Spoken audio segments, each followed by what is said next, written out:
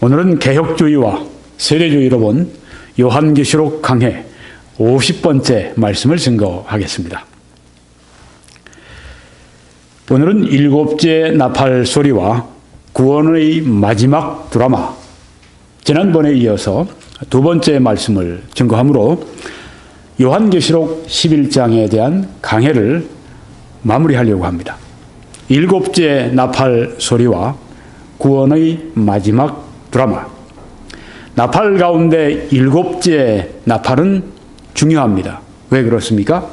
그것은 마지막 최후의 나팔 소리이기 때문에 그렇습니다. 그리고 그것은 최후의 심판, 이 환란 시기의 최후의 심판과 더불어서 이제는 우리 주님의 재림까지 연결되는, 그리고 그 다음에 재림이 있게 되면 세대주의에 의하면 천년왕국이 오게 되고, 개혁주의에 의하면 그냥 영원한 왕국이 시작이 되고, 세대주의에 의하면 재림과 더불어서 천년왕국 그리고 영원한 왕국이 시작되는 것이기 때문에 일곱째 나팔은 아주 중요한 것입니다. 그래서 일곱째 나팔 소리와 함께 구원의 최종 드라마가 펼쳐지게 된다고 하는 것입니다. 일단 말씀을 요한계시록 11장 15절에서 19절 말씀까지 제가 봉독하겠습니다. 일곱째 천사가 나팔을 불매 뻔뻔함 불었습니다. 하늘에 큰 음성들이 나서 이르되, 이전에는 나팔을 불고 하면은 그저 한 목소리가 들렸는데 이제 일곱째 나팔은 경우가 다르죠.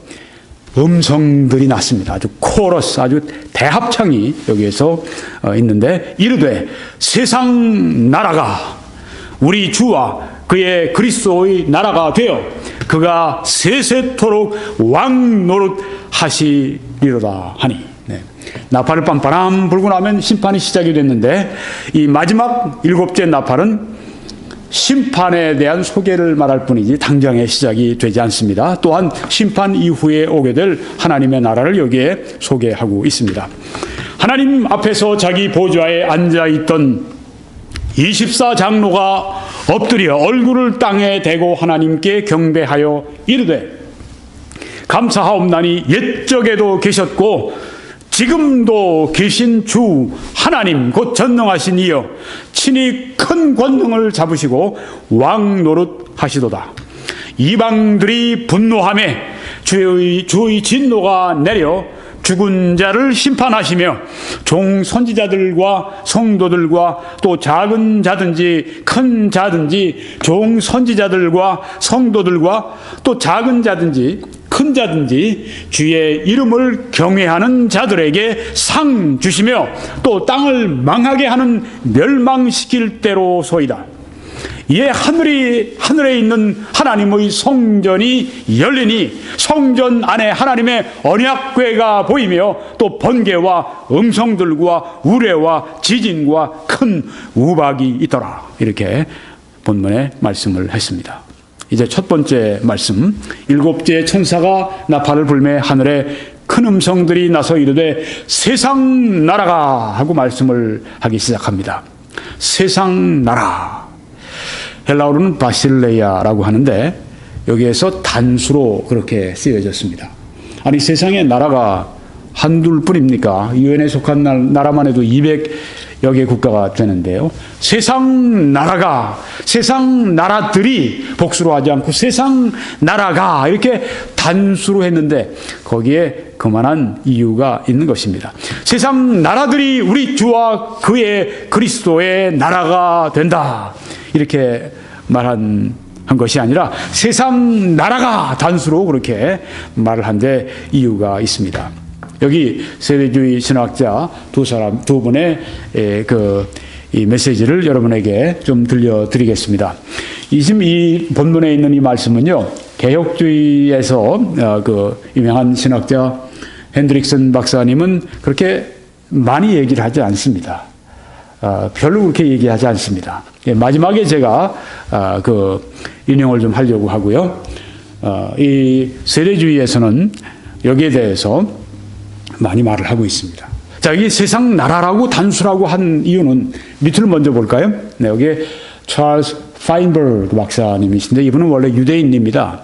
정통 유대교인이었다가 이제 전도를 받고 예수 믿게 되고 구원받게 되고 그래서 이제 달라스 신학교에서 이제 석사 박사를 다 받고 나중엔 존스 홉킨스라고 하는 아주 세계적인 대학에서 또 PhD를 받아서 박사가 2개나 되는 그런 유대인이면서 또한 유대계 미국인 신학자입니다. 이분이 달라스 신학교에서 교수하기도 하시기도 했고 제가 졸업을 한 탈봇 신학교의 학장으로 단연간 재직을 한 아주 박학한 그런 그 석학 학자입니다.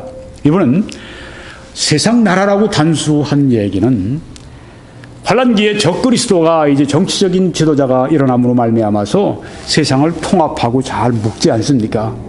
그래서 하나님을 대적하게 만드는데 그 적그리스도 엔티크라이스트의 통치와 지배 아래에서 통합된 나라들 적그리스도 안에서 하나가 됐기 때문에 세상 나라라고 거기 말씀한 것이다. 그렇게 말을 합니다. 네. 위로 올라가면은 여러분이 잘 아시는 존 메가더 목사님은 이 밑에 하신 말씀을 인정하지만 이분은 그뿐 아니라도 크게 봅니다. 여기 세상 나라라 하고 한 나라로 그렇게 단수로 한 것은 이런 이유 때문이다. 이 세상의 임금, 이 세상의 왕, 이 세상의 프린스, 임금이 누구입니까? 성경에 보게 되면은 사탄입니다. 물론 궁극적인 이 모든 세상의 궁극적인 만왕의 왕은 만주의 주는 우리 주님이시죠. 우리 하나님이시죠. 그렇지만 하나님이 허용을 하셨습니다. 그래서 이 죄된 세상을 지배하고 있는 이 왕은 사탄입니다. 오늘 이 저녁에도 여긴 지금 저녁 시간이지만 네. 얼마나 많은 죄악들이 낮과 밤에 이 세상에서 이루어집니까? 무서운 일들이 많이 이루어지잖아요. 우리 한국의 기업인들이 돈 좀 있다 하니까 이 사람들이 방탕해져서 마카오 같은데 한국의 조직 폭력배들이 싹 그쪽으로 보내가지고 도박 자금 다 대주고 그렇게 해서 도박하는 그 밑돈의 2, 3%는 자기가 이제 수수료를 띄어먹고 그렇게 하면서 이 사람들이 이제 그러니까 몸만 나갔다가 감쪽같이 비밀스러운 장소에서 이제 마카오 같은 데서 이제 마음대로 도박하다가 한국으로 몸만 가지고 또 들어옵니다. 그러니까 경찰에서도 어떻게 잡을 수가 없는 거죠. 그러고 와서 이제 한국에서 인돈 가지고 이제 조직 폭력배들에게 그렇게 지불을 해줍니다. 조직 폭력배 뒷돈을 내주는 거예요. 경찰이 발견을 지금 했죠. 네. 한심한 일입니다. 한심한 일이요. 네. 젊은이들이 지금 직장을 잡기가 그렇게 힘들어서 애를 태우고 있는데 이제 좀 됐다고 해서 그것도 자기 돈으로 하는 게 아니랍니다. 회사 돈 가지고 그렇게 도박을 한다고 그래요. 못된 사람들이죠. 네. 이런 죄들, 네. 이런 것을 조직폭력배들이나 하는 사람이나 똑같아요. 이런 죄 이거 하나 뿌리겠습니까? 정부 안에서도 네. 의사들도 얼마나 문제가 많은 걸 우리가 볼 수 있지 않습니까? 심지어 목회자 세계에서도 그런 걸 볼 수 있지 않습니까? 하물며 온 세상에 얼마나 죄가 독버섯처럼 많이 이렇게 퍼져 있습니까? 왜 그렇습니까? 이 세상에 임금 사탄이 지배하고 있기 때문입니다. 이 세상 임금 사탄의 지배하에 있는 그 나라들, 근데 결국은 한 왕, 바로 이 사탄, 세상의 임금 사탄의 지배 아래 다 있으니까 그러니까 나라라 그렇게 말하는 것이다. 네. 그리고 앞으로 환란기에는 적그리스도의 지배 아래에서 통합된 나라 그것도 역시 그래서 여기 세상 나라라 바로 그것이 그리스도의 나라가 된다고 말씀한 것이다. 세상 나라들이라 하지 않고 나라라고 한 이유가 이것 때문이다. 그렇게 본다고 하는 것입니다. 여기 세상 임금에 대해서 예수님이 요한복음에서 3번이라고 그렇게 말씀하셨습니다. 12장에 보니까 이제 이 세상에 대한 심판이 이르렀으니 이 세상의 임금이 쫓겨온 날이라. 이 세상 임금 누굽니까? 사탄입니다. 예수님이 오셨기 때문에 쫓겨온 날이라 그렇게 말씀을 하고 있습니다. 그 다음 장에도 이후에는 내가 너희와 말을 많이 하지 아니하리니 이 세상의 임금이 오겠습니다. 사탄입니다. 그러나 그는 내게 관계할 것이 없으니 그 다음 장에도 심판에 대하여라 함은 이 세상 임금이 심판을 받았습니다. 말씀을 했습니다. 우리가 성경의 창세기 2장 15절에 보게 되면 거기에 그런 말씀이 있죠. 여인의 후손과 뱀의 싸움을 그렇게 다루시면서 여인의 후손의 발꿈치를 물 것이고 뱀은 그 정수리를 상할 것이고 머리가 깨질 것이고 예수님께서 십자가 위에 못 박혀 피 흘려 죽으셨습니다. 예수님의 발꿈치 물렸다고 하는 그 말씀이 예수님이 십자가에서 못 박혀 피를 철철 흘리신 것이에요. 상처를 받으신 것입니다.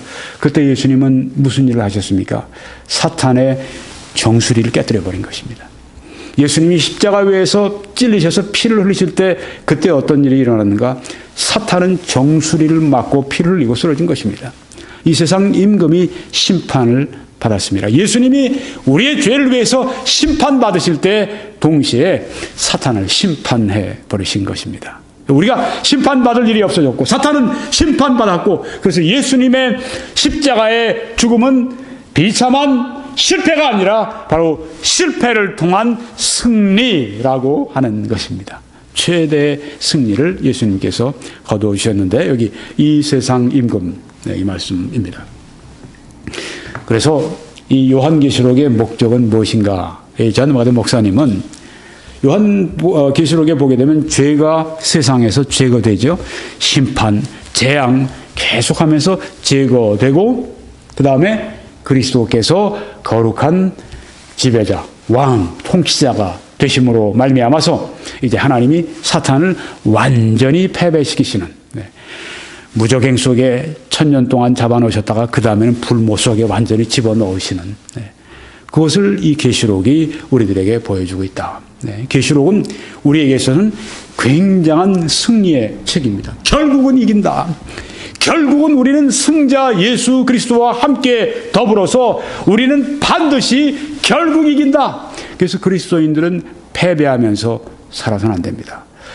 주님의 능력이 우리와 함께하고 주님의 보혈이 우리와 함께하고 주님의 사랑이 우리와 함께하고 영원히 함께하기 때문에 우리는 결코 패배를 모르는 사람들입니다. 그래서 사도 바울도 이 모든 일에 우리를 사랑하시는 이로 말미암아 우리가 넉넉히 이긴다고 말씀했는데 영어로는 more than conqueror, 정복자 이상이다 그렇게 그리스도인들의 이 승리의 삶을 말씀을 해 주신 것입니다.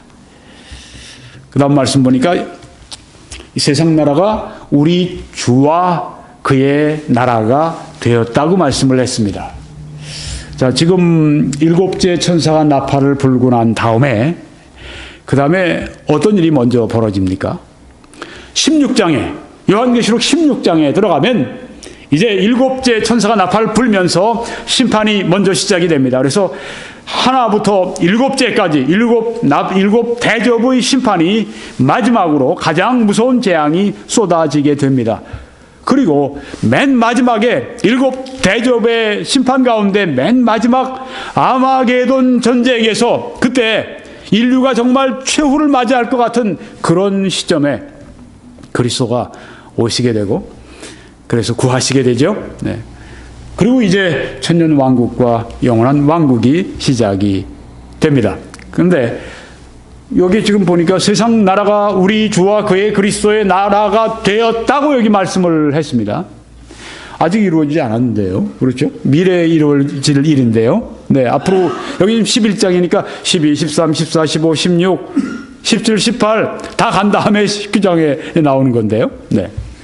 과거를 미리 여기서 말하는 것은 이제 그 헬라어 학자들은 이것은 과거 일이지만 확실한 것이기 때문에 미래 예상하는 예기적인 그런 과거다.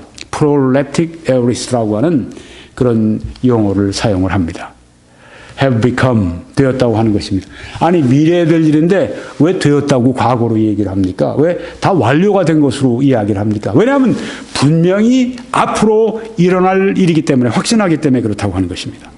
예기적 과거라고 하는 것은 장래의 사건이 너무 분명하기 때문에 이 사건이 마치 이미 발생한 것처럼 말하는 것입니다. 예수님께서 우리한테 기도할 때 우리한테 하신 말씀이 뭐죠?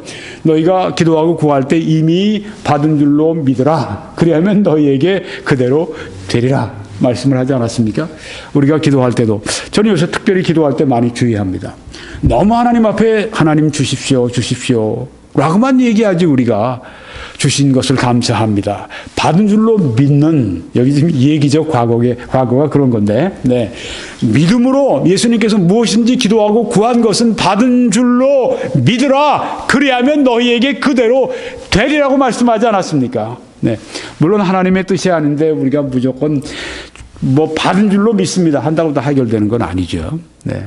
항상 우리 조건은 있어야 됩니다. 하나님의 뜻이라면, 이것이 하나님이 주시기를 기뻐하시는 것이라면 제가 열심을 다해서 그리고 주님과 함께 동행하며 기도할 때 반드시 이루어 주실 줄 믿습니다. 아주 이미 이루어진 줄로 믿습니다. 이런 믿음의 기도가 우리에게 필요하죠. 여기 지금 그런 것입니다. 19장, 20장에나 가서 성취될 일을 지금 11장 15절 6절에서 이미 세상 나라가 그리스도의 나라가 되었다라고 이렇게 선언을 합니다. 왜? 너무 확실하게 일어날 일이기 때문에 그렇습니다. 네. 예언의 말씀이 그렇게 확실하기 때문입니다. 그 다음 말씀 보니까 세상 나라가 우리 주와 그의 그리스도의 나라. 여기 주라고 하는 용어가 나오죠. 주님, 여러분 그러지 않습니까? 주여, 주여, 주님, 주님. 헬라어로 쿠리오스라고 하는데, 이 쿠리오스라고 하는 것은 신약 성경 전체를 이제 보게 되면 주 할 때 보통 주 예수 그리스도. 주는 예수님을 가리킵니다. 그런데 예외가 있습니다. 이 요한계시록에서 주 크리오스라고 하는 이 용어가 나오면은 예수님보다 성부 하나님을 가리킬 때가 더 많습니다. 신약 성경 전체에는 주 그리스도 그렇게 우리가 일반적으로 생각을 해야 되는데 계시록에서는 주 크리오스라고 하는 단어는 어떻게 해요? 성부 하나님을 가리키는 것이다. 네, 그러면 성부 하나님을 가리킬 때나 예수님을 가리킬 때나 주라고 한단 말이에요. 주님, 나의 주인. 결국 성부 하나님과 성자 하나님과 본질적으로 동등하신 분이라고 하는 것을 이 용어에서 알 수가 있습니다. 왜요? 주 예수 그리스도, 또 주 성부 하나님, 네, 주 성자 하나님, 주 성부 하나님 동일한 주인이라고 하는 주라고 하는 용어를 사용하기 때문에 두 분은 본질적으로 동등하신 분이다 하는 것을 이 용어에서 가르쳐 주고 있다고 하는 것입니다. 그 다음 보니까 세상 나라가 우리 주와 그의 그리스도의 나라가 되어 그가 세세토록 왕 노릇하신다고 하는 말씀이 있습니다. 세세토록, 이건 영원히 그런 뜻입니다. Forever and ever. 영원히 왕 노릇하신다. 어떻게 예수님께서 천년 왕국 동안 왕 노릇하시는 것이 영원히 왕 노릇하신다고 말씀할 수가 있습니까? 천년인데요. 천년 왕국은 영원한 나라로 들어가는 현관과 같습니다. 그래서 천년 왕국이 끝나면서 영원한 왕국이 시작이 되는데 천년 왕국이 영원한 나라로 합병되는, 멀지한다고 그러죠. 합병되는 그런 나라들이기 때문에 우리는 예수님께서 세세토록 영원토록 다스리신다, 왕 노릇하신다, 그렇게 볼 수 있다고 하는 것입니다. 예수님께서 언젠가는 온 지구상의 땅을 통치하신다고 하는 이 성경 진리의 말씀은 비단 요한계시록뿐 아니죠. 구약 신약 통해서 성경 전체에 충만합니다. 이것만 가지고 한 시간을 말씀드릴 수 있습니다. 그렇지만 오늘 몇 가지만 제가 말씀을 드리려고 합니다. 시편 2편 보게 되면 내게 구하라. 성부께서 내게 구하라. 내가 이방 나라를 내 유업으로 주리니. 이방의 나라들, 우리가 아까 세상 나라로 이렇게 단수로 여기 이방 나라를 내 유업으로 주리니 내 소유가 땅 끝까지 이르리로다. 땅 끝까지 예수님이 완전히 장악하시고 완전히 통치하시는 그때 먼저 천년왕국, 그 다음에 영원한 왕국에서 내가 철장으로 그들을 깨뜨리며 질그릇같이 부수리라 하시도다. 쇠막대기를 가지고 여기 질그릇을 쳐서 깨뜨린단 말이에요. 다스리는 것을 말합니다. 아주 강권적으로 통치하시는 그 때를 여기 지금 말씀하고 있는데 천년 왕국을 말씀하는 것으로 세대주의자들은 동일하게 다 보죠. 그 다음에 말이래. 여호와의 전의 산이. 마릴은 천년 왕국 때를 말합니다. 세대주의자들에 의하면 이 마릴은 천년 왕국 때 여호와의 전의 산, 하나님의 성전의 산이 어디 있습니까? 시온산에 있죠. 네, 예루살렘에 시온산이 모든 산 꼭대기 위에 굳게 설 것이에요. 여기 여호와의 전의 산 시온산, 이것은 어디에 서느냐면 모든 산 꼭대기에 선다고 했습니다. 여기 모든 산은 뭘 가리킬까요? 열강을 가리킵니다. 아주 강력한 그런 그 나라들, 뭐 지금의 뭐 미국이나 혹은 중국이나 뭐 이런 나라들 있지 않습니까? 모든 산 꼭대기 위에 굳게 설 것이요, 여호와의 통치, 그리스도의 통치가 그 위에 설 것이요, 또한 모든 작은 산 위에 뛰어나리니 만방이 그리로 모여들 것이라고 했습니다. 작은 산은 또한 무엇입니까? 아까 모든 산, 이건 큰 하르라고 하는 큰 산을 말하는데, 여기 산은 그 다음에는 모든 작은 산입니다. 이건 약소국을 말합니다. 열강이든지 약소국이든지 여호와의 전에 살이, 하나님의 성전이, 그리스도의 통치가 그들에게 다 이루어진다고 하는 말씀, 여호와께서 언젠가 그리스도께서 모든 세상을 통치하신다고 하는 말씀, 그래서 천년 왕국이 꼭 있어야 한다, 그렇게 보는 것입니다. 천년 왕국의 천년이라고 하는 그 기간이, 이 성경에 어떤 사람들은 한 번 딱 나오는 걸 가지고 뭘 그러느냐, 아닙니다. 요한계시록에 6번이나 등장을 합니다. 네. 천년 왕국은 개혁주의에서는 그거는 천국에서 지금 있는 기간을 말하는 것이다. 성도들이 지금 천국에서 있는, 영적으로 우리가 그렇게 해석해야 된다. 세대주의에서는 아닙니다. 우리가 성경을 여기에 보게 되면 이것은 문자적으로 바로 이 땅에서 천년 동안 예수님이 다스리는 천년 왕국을 말하는 것입니다. 그 다음 말씀 보면 많은 백성이 가며 이르기를 오라, 우리가 여호와의 산에 오르며 야고보의 하나님의 전에 이르자, 그가 그의 길을 우리에게 가르치실 것이라. 전 세계적인 예배가 여기 있는 것을 볼 수 있죠. 그리고 또한 하나님을 예배하러 가는 이 순례자들의 이 발길, 그리고 하나님을 예배하러 가기 원하는 그들, 또한 하나님 그리스도께로부터 가르침을 받기를 원하는 그 영적인 부흥의 모습을 볼 수가 있습니다. 우리가 그 길로 행하리라 하리니, 수많은 사람들이 여호와의 길을 따라 행합니다. 하나님의 말씀대로 행합니다. 천년 왕국의 아름다운 시기입니다. 이는 율법이 시온에서부터 나올 것이요, 여호와의 말씀이 예루살렘에서부터 나올 것임이니라. 하나님의 말씀이 천지를 뒤덮는 그런 때를 여기 말씀하고 있습니다.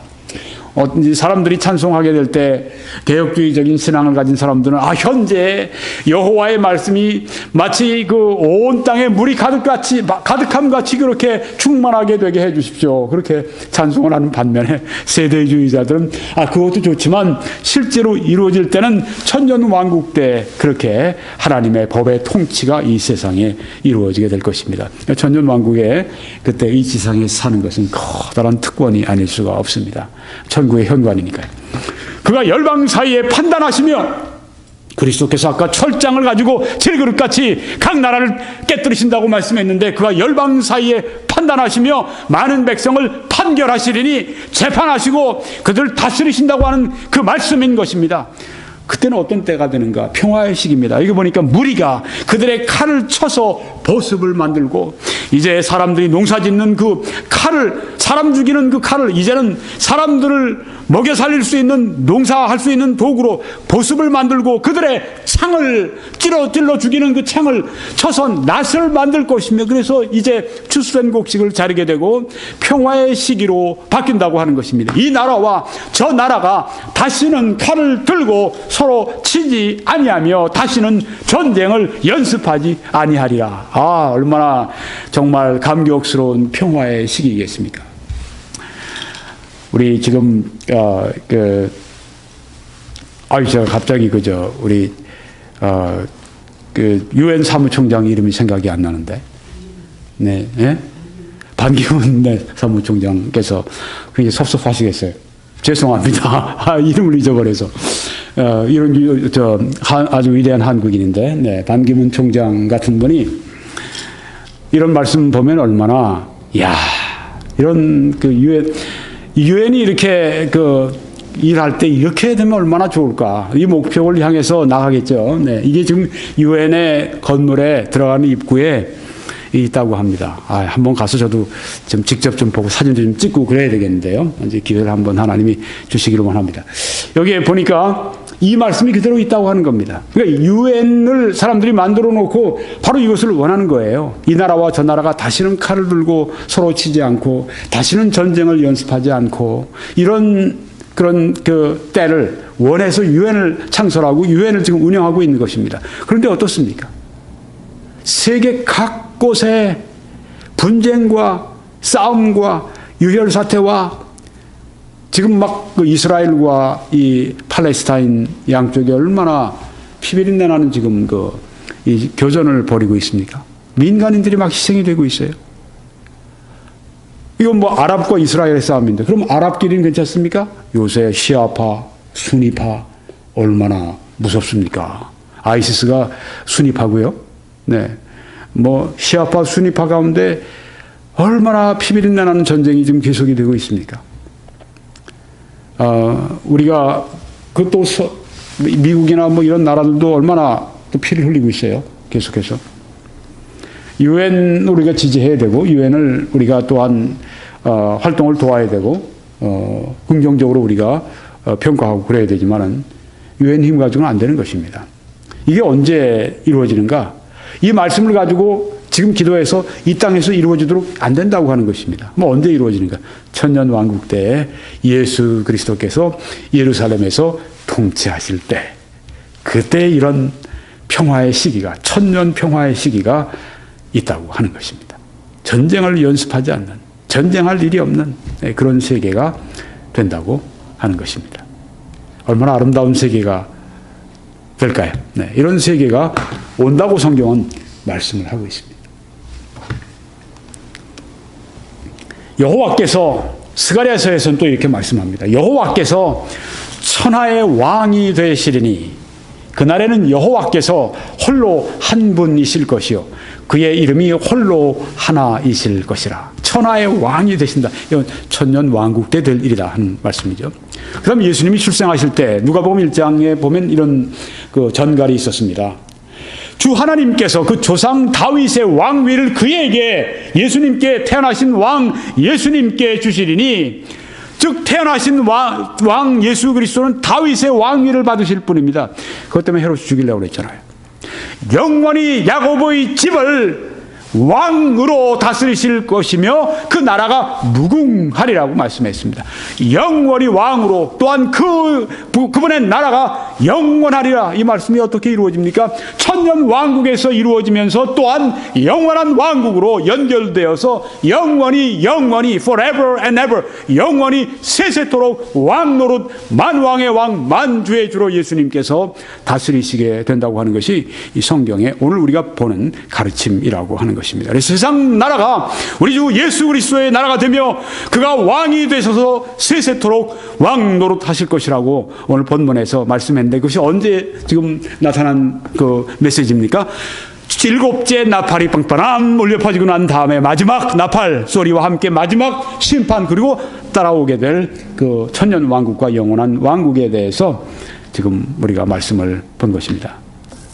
16절에 보니까 하나님 앞에서 자기 보좌에 앉아있던 24장로가 엎드려 얼굴을 땅에 대고 하나님께 경배하여. 네, 여기 24장로는 누구입니까? 이것은 개혁주의나 세대주의나 일치합니다. 약간의 차이를 가지고요. 24장로는 누구를 말합니까? 교회를 말합니다. 그런데 이제 개혁주의에서는 24장로는 구약의 12지파, 신약의 12사도, 그래서 구약의 성도들과 신약의 성도들이 다 포함이 된 교회, 바로 24장로가 그것을 여기에 상징하고 있다 말을 합니다. 신약, 그렇지만 세대주의에서는 아니 그게 아닙니다. 구약의 성도들도 우리가 전체적으로 볼 때 우주적인 그리스도의 몸, 우주적인 교회로 볼 때 다 포함되지만 여기에서 지금 24장로는 신약에 있는 교회, 휴거된 그 성도들을 여기에서 지금 상징하고 있다. 이렇게 본다고 하는 것입니다. 네. 이르되 감사하옵나니 24장로들이 교회 대표들이 지금 얘기합니다. 감사하옵나니 옛적에도 계셨고 지금도 계신 주 하나님 곧 전능하신 이여 친히 큰 권능을 잡으시고 왕 노릇하시도다. 이렇게 이들이 찬송을 합니다.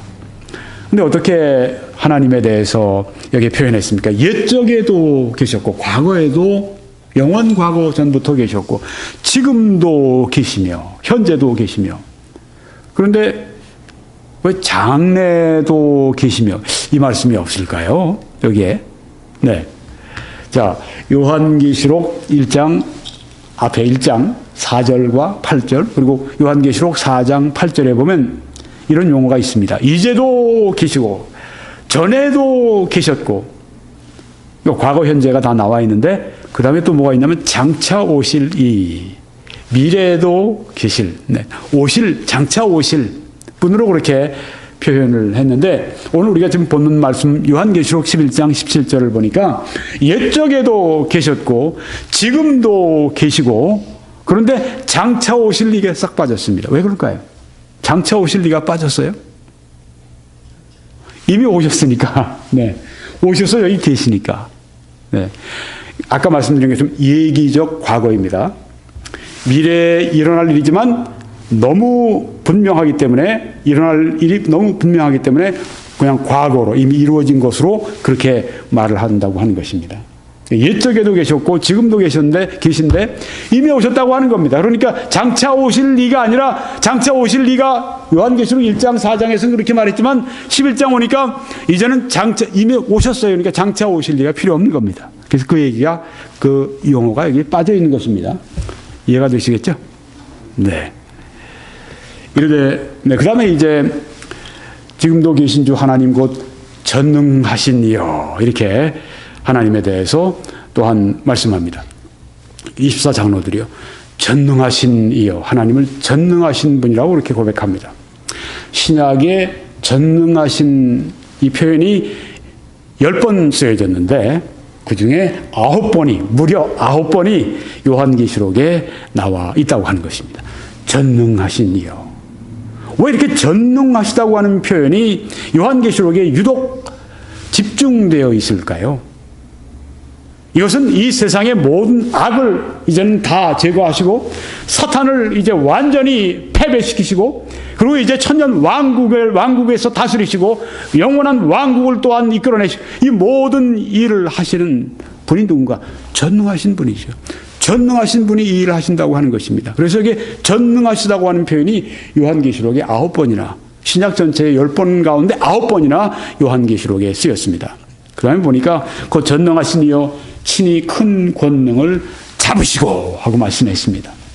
잡았다. 네, 큰 권능을 잡으시고 왕 노릇하신다. 하나님의 주권을 여기 말씀하고 있습니다. 잡으시고 왕 노릇하신다. 하나님은 전능하신 분이고 또한 하나님은 주권자이시다. 하나님의 뜻대로 하나님의 원하시는 대로 무슨 일이든지 하실 수 있다고 하는 말씀입니다. 그렇기 때문에 지금 여기에 일어나는 모든 놀라운 사건들을 하나님께서 전능하신 능력으로 또한 주권을 가지고 다 이루실 것이라고 하는 그 뜻이 이 용어에 요한계시록의 일들이 다 이루어지는데 충분한 것은 하나님께서 전능하시고 하나님께서 또한 주권자이시기 때문이다.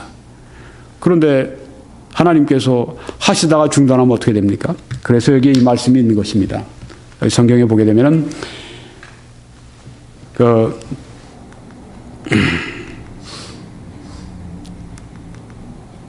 여기에 지금 세세토록 하시는 그 말씀이 있는데요. 영원하신 분이기 때문에 여기 지금 말씀이 조금 혼동이 되어 있는 것 같아서 제가 그냥 넘어가겠습니다. 영원하신 분, 영원하시기 때문에 주권을 가지고 계시고 또한 전능하시고 또한 영원하시기 때문에 세세토록 왕노릇 하신다고 말씀하셨죠? 네, 그 구절입니다. 세세토록 왕노릇 하신다. 그 말씀은 영원히 그렇게 하신다는 말씀입니다. 이게 세 가지.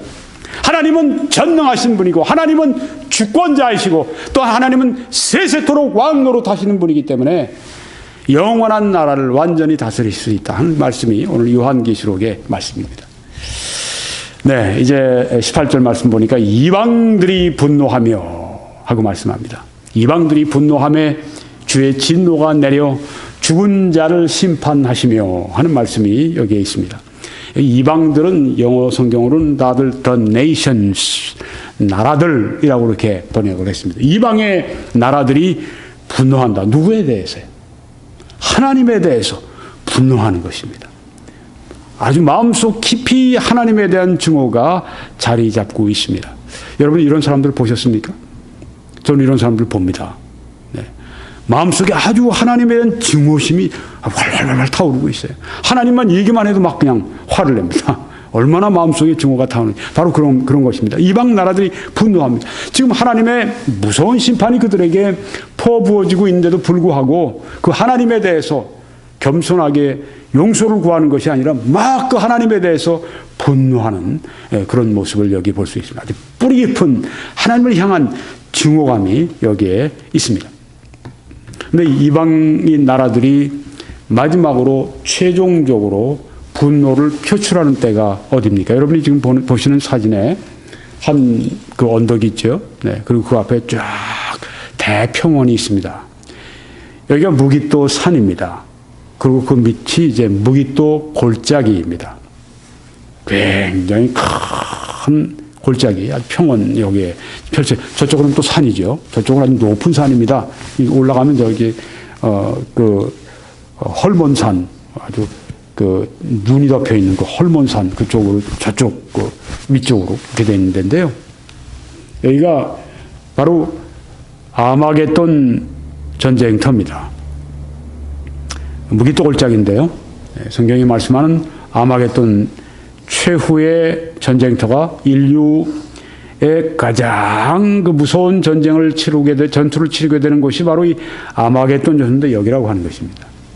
여기는 나폴레옹이라고 하는 유명한 명장이 이 위에 올라가서 앞에 여러분이 보신 뒤에 저 뒤쪽으로 보이는 그 평원을 한번 쫙 보고 난 다음에 전략의 천재 아닙니까? 여기서 전 세계의 군대들이 모여서 한판 싸움을 벌일 만한 곳이다 이렇게 얘기를 했다고 해요. 네. 여기서 최후의 싸움을 벌이게 되는데 이제 여기에 그 전 세계의 군대들이 몰려오게 되죠. 여기에서 커다란 그 사상자들이 발생하게 됩니다. 여기 그 말씀이 여기 있습니다. 요한계시록 16장에 그들은 귀신의 영이라 이적을 행하여 온 천하 왕들에게 가서 하나님 곧 전능하신 이의 큰 나라에 있을 전쟁을 위하여 그들을 모으더라.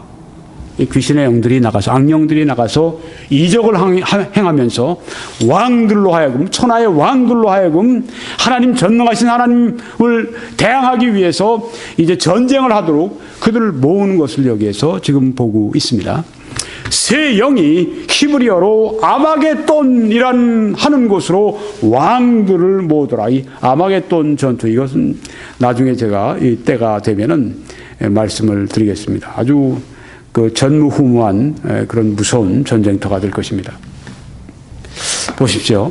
사람들이 이처럼 7인의 심판, 또 7 나팔의 심판, 7 대접의 심판, 이런 무서운 재앙들이 시리즈로 계속해서 다가와도 회개하지 않습니다.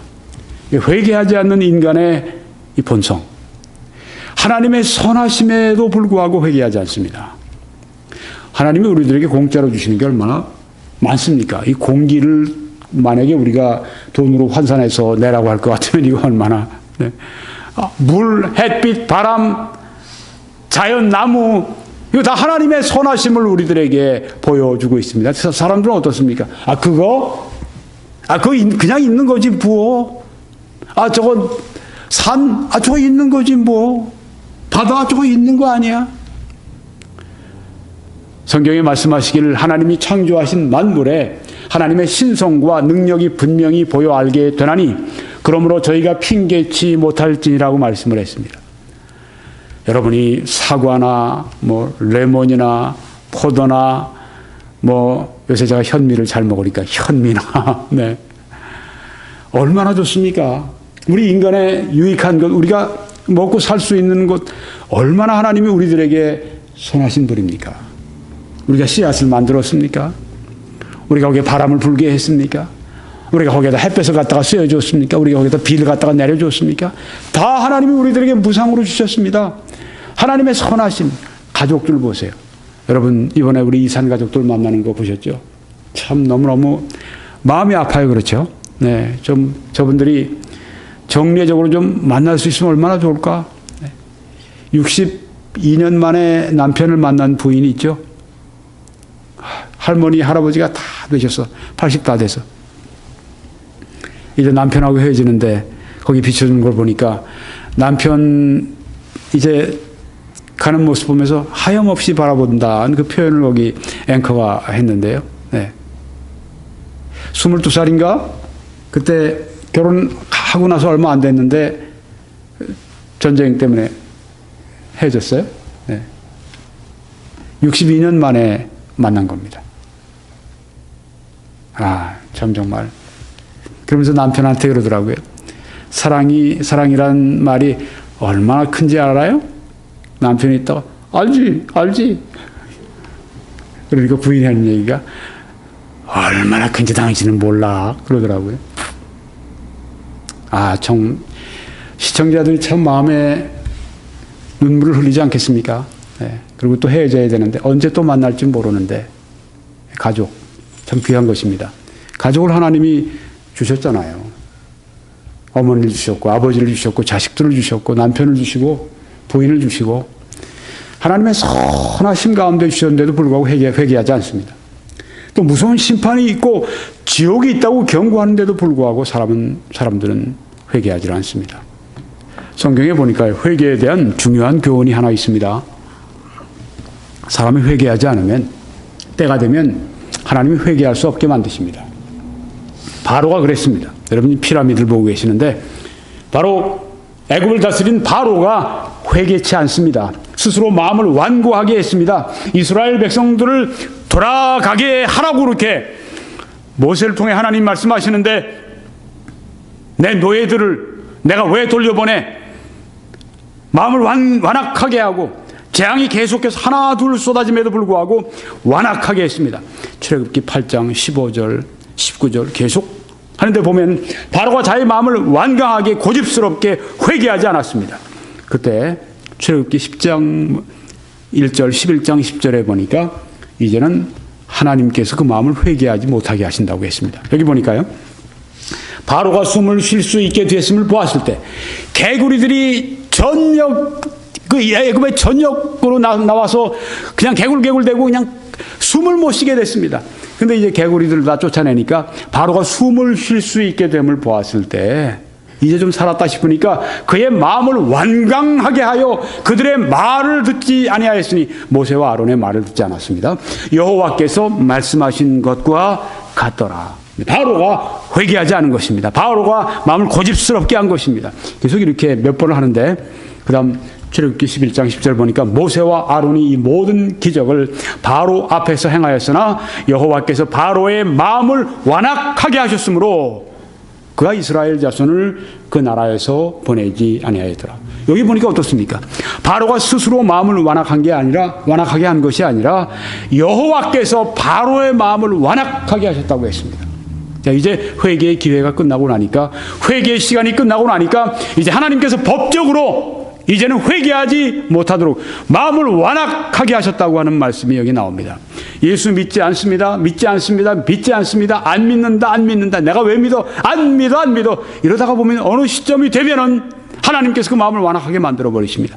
더 이상 이제는 믿을 수가 없는 그때가 오는 거예요. 이제 그때는 심판의 때입니다. 회개할 수 없게 되는 그때 심판이 닥치는 것이죠.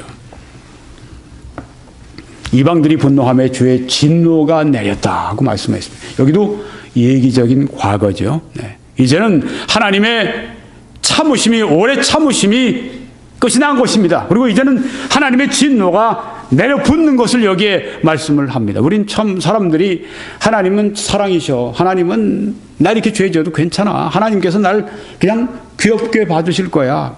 하나님이 시험하는 것입니다.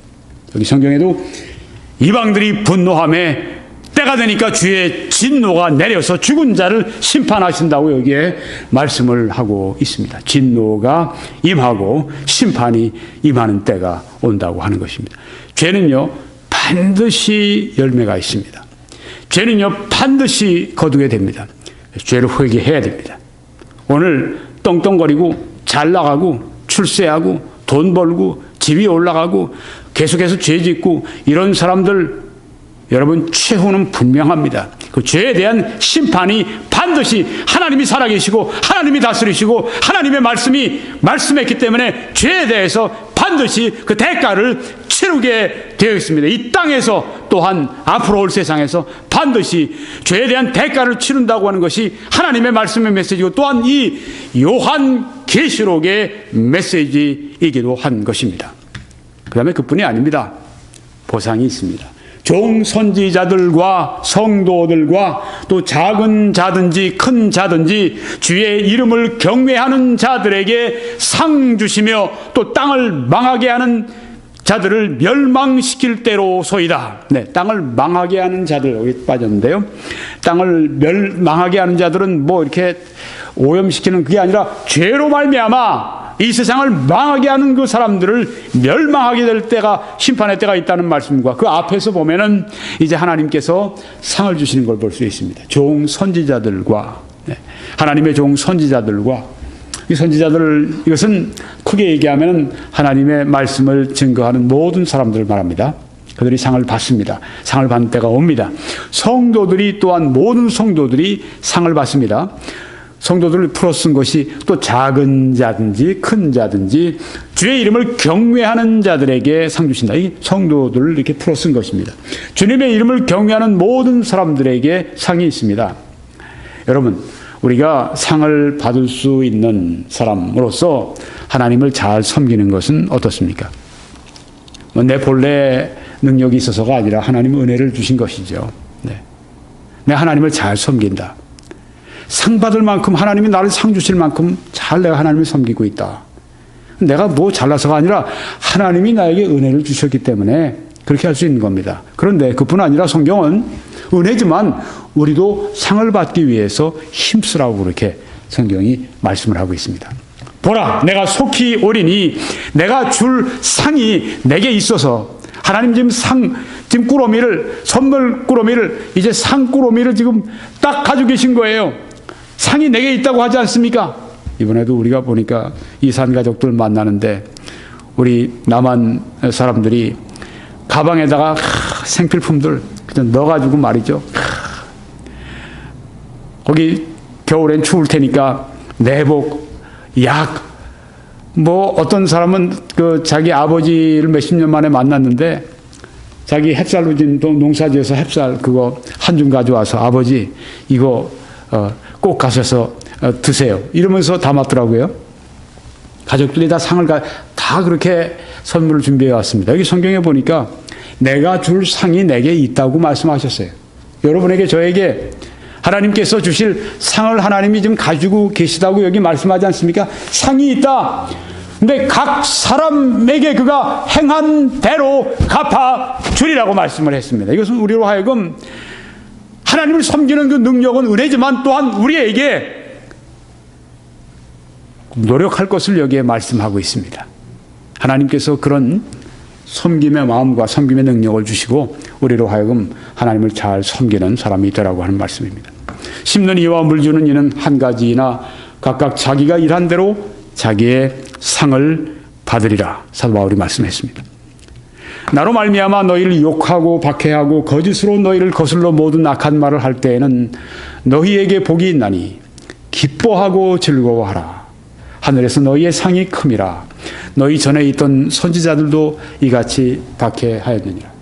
여러분, 예수님을 위해서 욕을 많이 먹으십시오.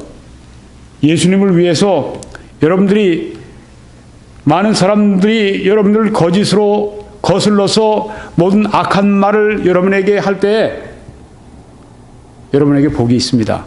예수님이 하신 말씀입니다. 너희에게 복이 있다고 말씀했습니다. 뭐 이 세상의 물질적인 복, 비교할 수 없는 복이죠. 너희의 상이 큼이라. 또 너희는 스스로 삼가 우리가 일한 것을 잃지 말고 오직 온전한 상을 받으라. 이렇게 요한 2서에서도 가르쳐 주셨습니다. 천년 왕국에서도 보상이 되고요. 영원한 나라에서도 보상이 되는 것입니다. 지금부터 한 5년 전 이야기입니다만은 여러분이 사진에 보시는 왼쪽에 십자가로 되어 있죠. 황금 십자가 훈장입니다. 이건 독일군이 이제 가장 용맹스러웠던 그런 군인들에게 내리는 훈장인데 굉장히 극소수의 사람들이 탄답니다. 외국인들 가운데 이 독일군 황금 골드 크로스 이 훈장은, 이 메달은 이제까지 4명밖에 없었답니다. 그런데 5년 전에 14명의 미군이 함께 이 황금 십자가 훈장, 독일 황금 십자가 훈장을 탔습니다. 왜 그랬는가? 아프가니스탄에서 전투가 있었는데요. 독일 군들이 이제 순찰 중에 그 반군들을 만나가지고 반군들이 막 수류탄 던지고 또 그 아주 이 로켓포 막 쏘면서 총 쏘면서 이제 그들 포위하고 막 달려드는 것입니다. 아주 위험한 때죠. 그러니까 이제 그 무전을 쳐서 이제는 그 헬리콥터 부대가 도착을 해서 이들을 구하려고 하는데 얼마나 교전이 심한지 또 헬리콥터를 향해서 얼마나 또 쏴야 되는지 헬리콥터들 미군들이 이제 지금 그 독일군들을 이제 그 사지에서 건져내기 위해서 거기 들어가려고 하는데 갈 수가 없는 거예요. 막 그냥 로켓포들이 막 그냥 헬리콥터 옆을 막 스쳐 지나가고 그런데도 불구하고 여기 한 미군 헬리콥터가 거기에 내린 것입니다. 독일군들이 볼 때는 이건 자기 미군들을 위해서도 그렇게 하기 힘든, 같은 미군들을 위해서도 그렇게 하기 힘든 일을 독일군들을 건지기 위해서 목숨을 걸고 내려왔다. 거기에 그 훈장 받은 미군이 그런 얘기를 하더라고요. 우리는 저기 쓰러져 있는 우리 아군 이 독일군들을 아프간 반군들로부터 건지는 그 일에만 관심이 있었지 우린 죽는 자 사는 자 우리 목숨에 대해서 그보다도 그건 거의 관심이 없었고 어떻게 저들을 살리느냐 거기에 자기들이 관심을 그러니까 그 죽을 수밖에 없는 그 속으로 내려간 거죠. 그래서 거기서 이 독일군들을 그 부상당한 사람들을 거기다 실었어요. 물론 이제 그들을 데려가서 호송해서 보니까 3명은 그냥 상처 때문에 죽고 8명이 살아난 겁니다. 독일군이 너무너무 감동을 했어요. 그래서 황금 십자가 훈장을 이 미군들에게 14명에게 한꺼번에 그렇게 수여를 한 겁니다. 그러고 나서 이제 수여하고 난 다음에 독일군하고 미군하고 양쪽으로 다 경례하고 난 다음에 서로 악수하고 그러는데 서로 껴안고 말이죠. 우린 전에는 몰랐지만은 이젠 브라더스 같은 형제와 같다고 그러면서 아주 그 전우회를 나누는 것을 보았습니다. 여러분 독일군도 이렇게 황금 십자가 훈장을 지급을 합니다. 하물며 우리 영적인 군대 대장 되시는 우리 그리스도께서 내가 너희들에게 줄 상이 내게 있다고 말씀을 했습니다. 너희들이 행한 대로 갚아주겠다고 말씀을 했습니다. 정말 믿음이 있는 사람들은 어떤 사람들입니까? 이 땅에서요. 그리스도를 위해서 복음을 위해서 하나님의 교회를 위해서 박해를 견디는 사람들입니다. 여러분 상 받는 일은 박해를 받는 일입니다. 그렇기 때문에 그냥 상을 그냥 받는다 이 정도가 아니죠. 그 사람들은 박해나 총탄을 두려워하지 않아야 됩니다. 총탄을 때로 맞을 수도 있습니다. 때로 그것 때문에 목숨을 순교를 해야 되는 그런 것도 있을지 모릅니다. 그렇지만 누가 이런 상을 받을 수 있습니까? 주님을 사랑하는 것인데 주님을 사랑을 그렇게 표현하는 겁니다.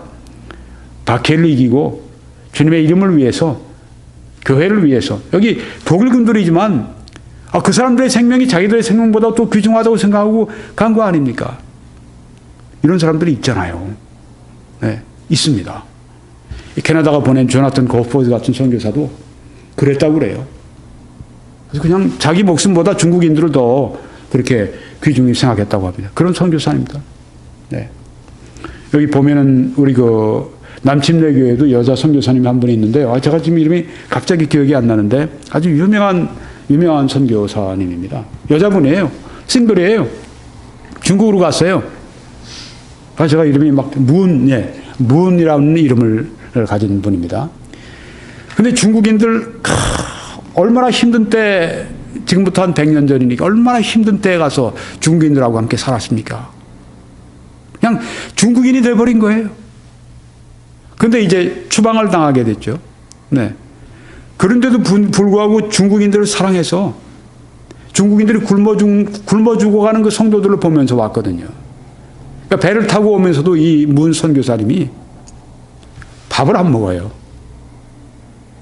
왜냐하면 내 사랑하는 내 중국인 성도들이, 형제 자매들이 지금 굶어 죽어가고 있는데 자기도 먹을 수 없다는 거예요.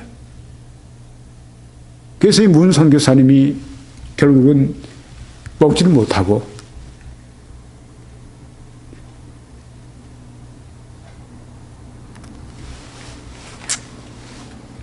영양실조로 죽습니다.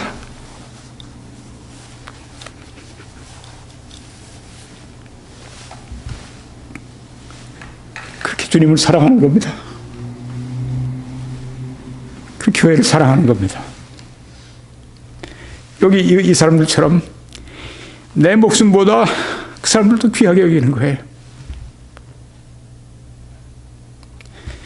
이런 사람들에게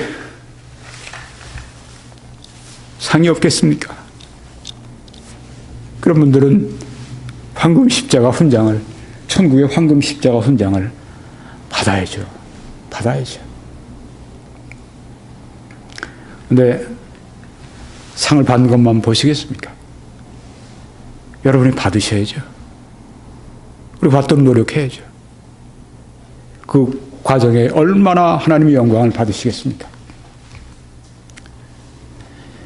이제 간단히 이 말씀을, 마지막 말씀을 하고 마치겠습니다. 이에 하늘에 있는 하나님의 성전이 열리니, 하늘에 하나님의 성전이 열립니다. 이 지성소인데요. 언약궤가 보이는 지성소인데요. 이 구약에서는 상상할 수가 없는 일입니다. 왜요? 그것은 1년에 한 번 겨우 대제사장 혼자서 들어갔다 나오는 건데, 하늘에 이 하나님의 성전이 지금 열립니다. 그리고 성전 안에 하나님의 언약궤가 보이는 것입니다. 와, 놀라운 일이죠. 은혜의 언약이 성도들에게 완전히 이루어지는 그 때를 여기에 지금 보여주고 있습니다. 우리가 지금 받은 은혜가 있지만 그 하나님의 충만하신 은혜, 그건 지금과 비교할 수가 없을 것입니다. 그런데 열리는 것입니다. 여기에 이 언약궤 혹은 증거궤, 이것은 하나님과 사람 사이에 아주 친밀한 교제, 완전한 교제를 여기에서 말씀하고 있습니다. 하나님과 사람 사이에 친밀한 교제와 완전한 교제. 왜냐하면 여기 보니까 출애굽기 25장에 거기서 하나님께서 내가 너와 만나고 모세와 만나겠다고 하셨습니다. 여기 언약궤 거기에서 내가 너와 만나고, 속죄의 소위 곧 증거궤 위에 있는 두 그룹 사이에서 내가 이스라엘 자손을 위하여 네게 명령할 모든 일을 네게 이루리라 그 말씀에 너에게 말하리라, 만나고 말하리라, 즉 교제를 말하는 것입니다. 그래서 여기에 증거궤가 보였다고 하는 것은 하나님의 은혜의 언약이 성도들에게 충만하게 이루어질 것이라고 하는 그 약속을 하시는 것입니다. 여기에 언약이 뭡니까? 창세기 17장에 아브라함에게 내가 내 언약을 너와 너 및 네 대대 후손 사이에 세워서 영원한 언약을 삼고 너와 네 후손의 하나님이 되리라고 말씀했습니다. 이것은 일방적인 약속이었습니다. 아브라함이 하나님에게 뭘 해드린 것이 전혀 없어요. 이는 우상 숭배하던 사람입니다. 이 사람을 부르셔가지고선 영원한 언약을 너에게 주겠다고 말씀했습니다. 이것이 바로 하나님이 우리들에게 언약을 주실 때 은혜로 주신 것을 말하는 것입니다. 아무런 우리가 받을 자격이 없지만 은혜로 우리들에게 주신 그 언약인데, 그 언약을 이루어 주신다고 하는 것입니다. 네.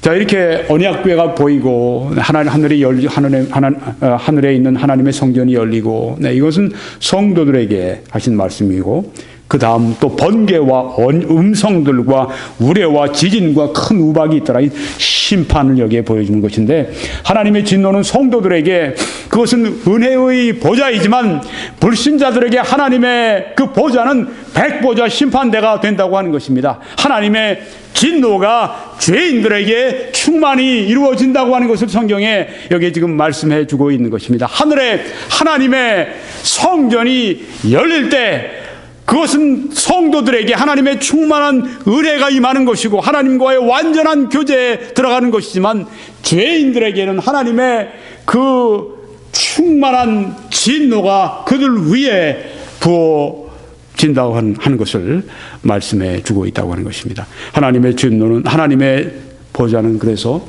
성도와 불신자들에게 동일한 하나님의 보좌가 다르게 나타난다고 하는 것입니다. 결론을 짓고 마치겠습니다. 오늘 7째 나팔 소리와 구원의 마지막 드라마, 오늘 두 번째로 말씀을 드려서 요한계시록 11장 말씀을 마치겠습니다.